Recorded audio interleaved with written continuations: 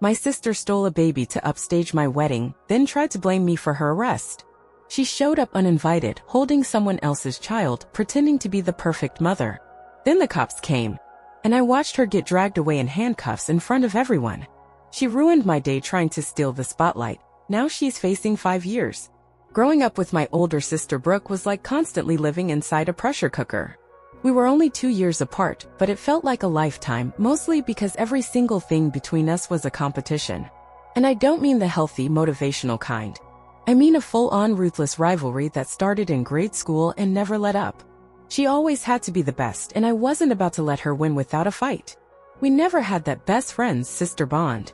In fact, we could barely stand each other. From report cards to sports, friends, clothes, college applications, you name it, we competed over it.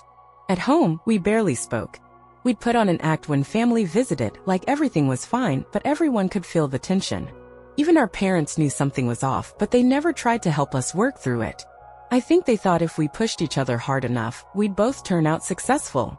Looking back now, I think that constant need to outperform each other messed with both of us more than anyone realized. When Brooke turned 18 and left for college, I remember finally breathing. The house felt lighter, like I didn't have to walk on eggshells all the time. She went to a prestigious business school and made sure we all knew it. Every holiday she came home. She'd go on about her classes, her internships, and her networking events like she was already some Fortune 500 CEO. Sure, part of me was jealous, but more than anything, I just wanted to outdo her.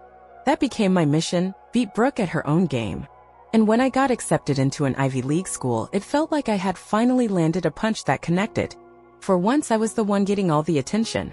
Everyone made a big deal about it, and I could see that it hit her hard. I hoped it would end there, that maybe we'd finally call it even, but of course that didn't happen. Instead, she announced she was starting her own company, and with some help from our dad, it actually took off. A few years later, she moved to Japan to expand the tech side of her business, and it exploded in a way I wasn't ready for. My parents were so proud, constantly talking about her achievements and how she was living her dream. Meanwhile, I had just finished school and wasn't feeling nearly as victorious as I thought I would. I got a job right after graduation, but it wasn't glamorous and it didn't make me feel successful, not when compared to Brooke's shiny, jet-setting career. I panicked and quit, thinking something better would come along, but it didn't. That was one of the dumbest decisions I ever made, and I regret it to this day.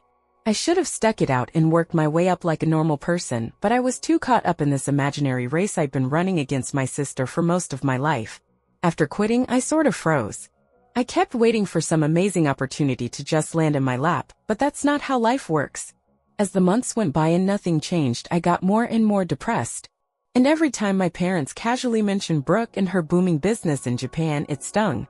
I smiled and nodded, pretending I was happy for her, but inside, I was bitter and embarrassed. I couldn't say how I really felt without sounding petty or jealous, so I just bottled it all up. The worst part was knowing they were proud of her and disappointed in me, even if they didn't say it outright. I hated feeling like I'd failed them and myself, but I didn't know how to fix it. Looking back, I realized that this toxic competition we were pushed into didn't just mess with our relationship, it chipped away at my self-worth too. I wasn't living for myself, I was living to beat Brooke. And when I couldn't, I just collapsed under the weight of it all. After quitting my job and watching months slip by without anything changing, I hit what I can only describe as emotional rock bottom. I was stuck, financially, mentally, everything felt heavy and hollow. The days blurred together and I barely recognized myself. I'd wake up late, scroll aimlessly through job listings I had no energy to apply for, and wonder how everything had spiraled so far out of control. Meanwhile, Brooke's name kept echoing through family conversations like some untouchable golden child who never missed a step. I couldn't even pay my own rent without calling my parents, who started sending me money every month, always with this undertone of quiet disappointment I could practically hear through the phone. I promised I'd pay them back when I got back on my feet, but deep down I didn't even believe myself. That made it worse.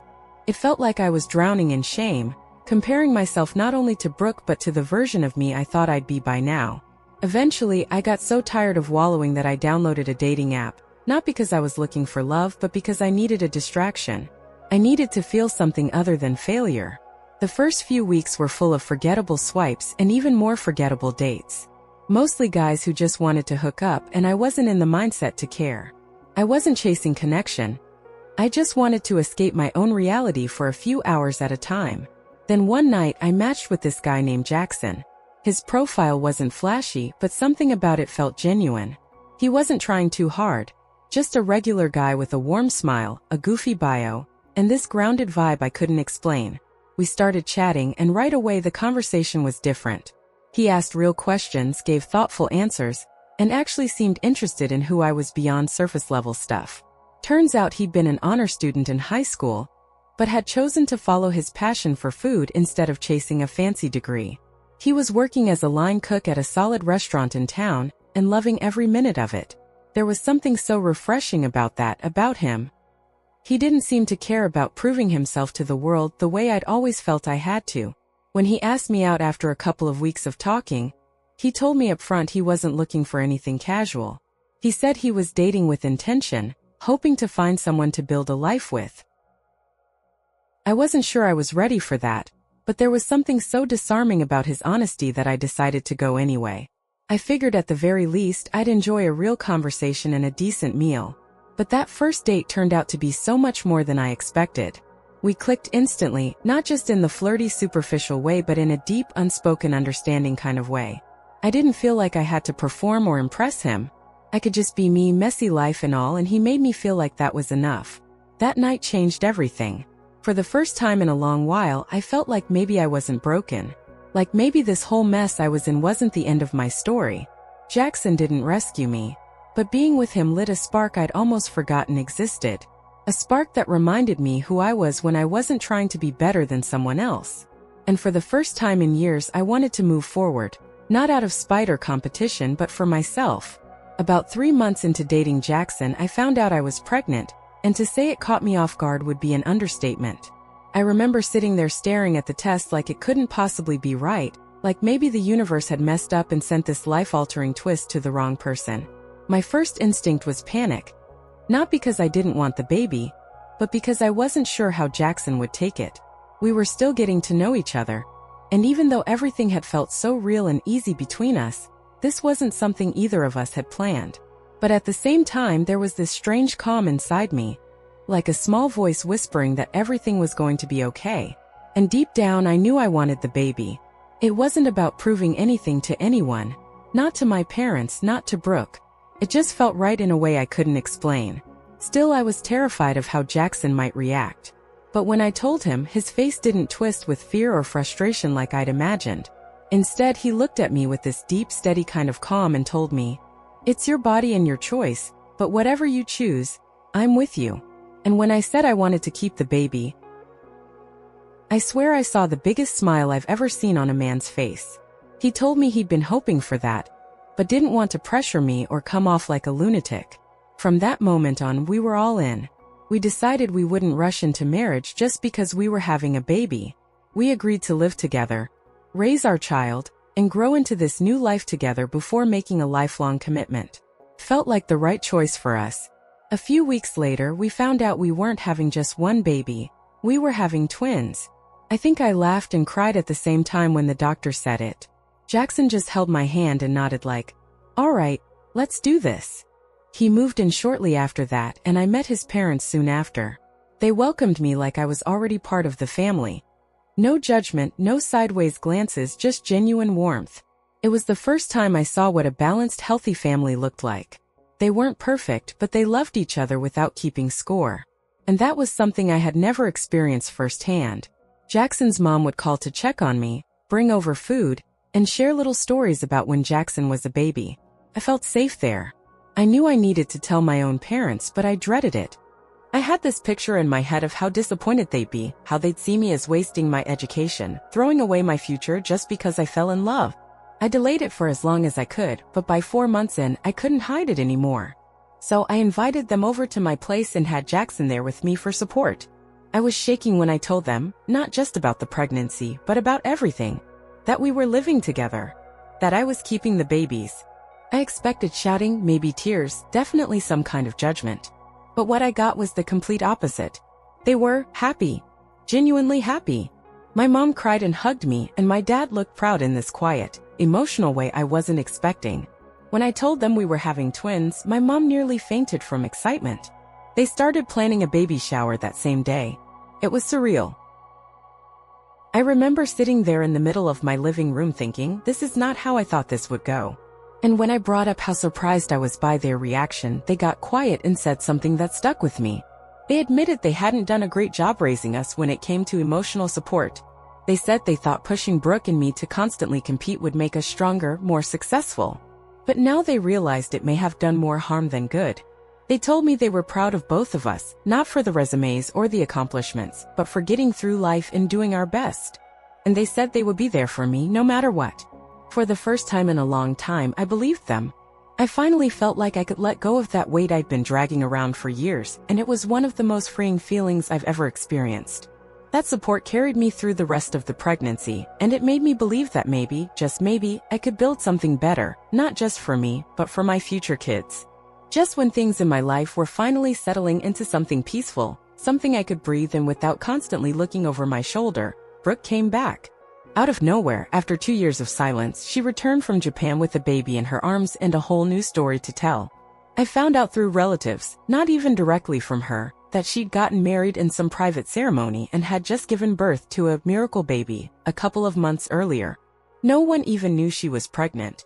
She said she wanted it to be a surprise for everyone, which, coming from Brooke, sounded more like a performance than a heartfelt gesture. She claimed her husband was still in Japan due to work, and she brought the baby here so the family could meet her. The timing couldn't have been more suspicious. My wedding was coming up, and suddenly all the attention was back on Brooke, her baby, her secret wedding, her picture-perfect comeback. I tried not to let it get to me. I really did. I told myself that this was my moment, my happiness, and nothing she did could take that away. But I'd be lying if I said it didn't sting. The family chat was flooded with baby pictures and comments about how amazing Brooke looked, how happy she must be, how lucky that child was. It was like I disappeared in the background once again. Still, I kept my distance. I stayed quiet, didn't engage with her, didn't invite drama. But it didn't matter, Brooke didn't need an invitation to make a mess. She jumped right into the family chat with her signature brand of sarcasm and backhanded compliments, making little digs at my life choices without ever saying my name directly. Comments about how some people settle down too quickly, how rushing into motherhood isn't for everyone, how her daughter was a gift from the universe after years of planning and discipline. It was subtle, but I knew exactly who those comments were aimed at. My parents saw it too and asked me to ignore her, saying they were trying to talk to her, to help her see how toxic this whole dynamic had become. They wanted us to find common ground, to be sisters again. But Brooke wasn't interested.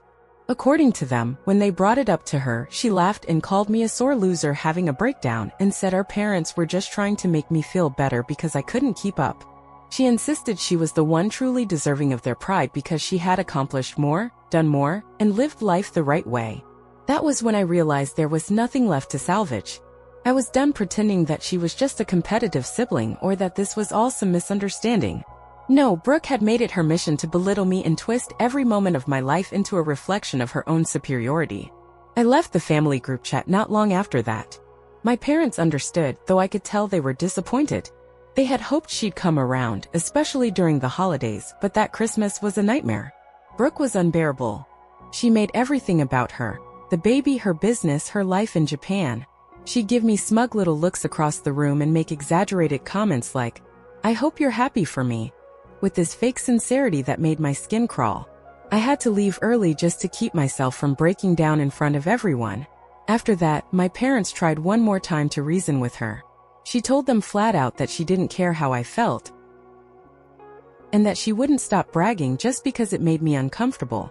That was the last straw. I told my parents I was cutting her off for good, and for the first time they didn't try to change my mind.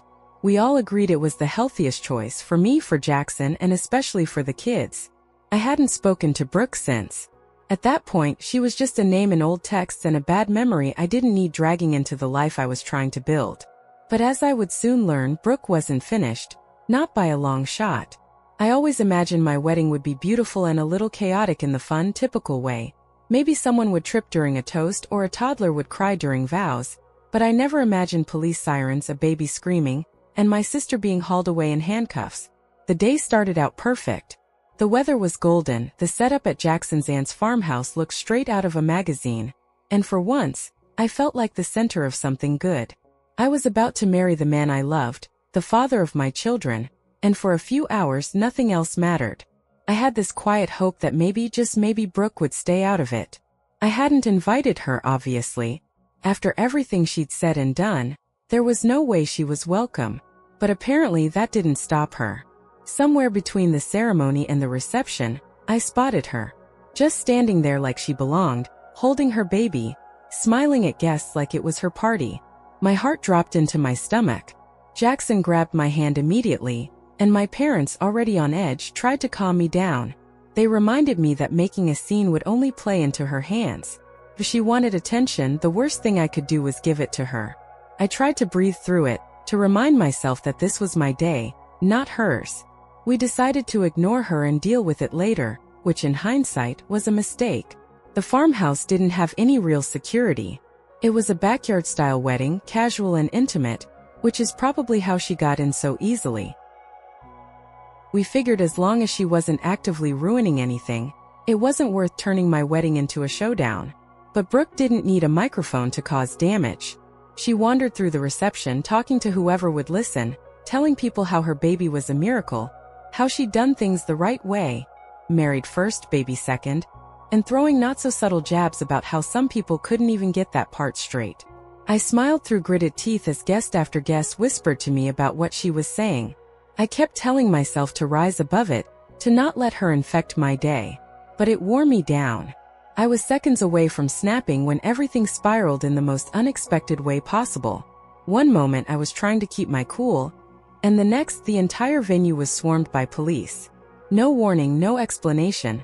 Just flashing lights, officers locking down exits, and a sudden surge of panic that swept through the crowd like a storm.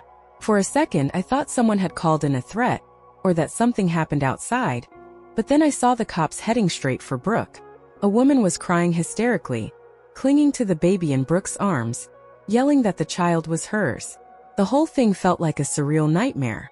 The next minutes were chaos, shouting, handcuffs, guests gasping, and Brooke standing there completely stunned as the police pulled her away. It was only later, once the dust settled, that we found out what had really happened. The baby Brooke had been parading around as her own wasn't hers at all. All those pictures she posted, all the stories about secret weddings and miracle pregnancies, it was all fake. She had stolen photos from her friends' social media, photoshopped herself into them, and passed the baby off as her own. Even the time she brought the child around during visits, she had only been babysitting. She'd been living with a friend since coming back from Japan, sleeping on her couch while looking for a place.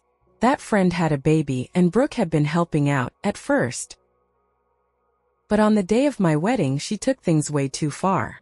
Early that morning, while her friend and the husband were still asleep, she took the baby without permission and brought her to my wedding like some kind of twisted trophy. When the parents realized their child was missing and Brooke wasn't answering calls, they panicked and contacted the police. Thankfully, Brooke had been obsessively talking about my wedding for weeks, so it didn't take long for them to guess where she'd gone. That's how they tracked her down and arrested her right there in front of everyone. My wedding turned into a scene from a true crime documentary. Guests left early, some in total shock, others whispering as they walked out. I stood there numb, holding Jackson's hand, wondering how on earth we got to this point. I used to think Brooke was just a competitor, someone I could never quite keep up with, but that day, I realized she was something else entirely. Someone who had lost touch with reality. Someone who'd rather fake motherhood and commit a crime than let me have a single day to myself. And even after all of that, she still found a way to make it about me. Because later, from wherever they were holding her, she managed to send a message claiming that I was the reason she snapped. That I had pushed her into a breakdown by flaunting my marriage and kids in her face.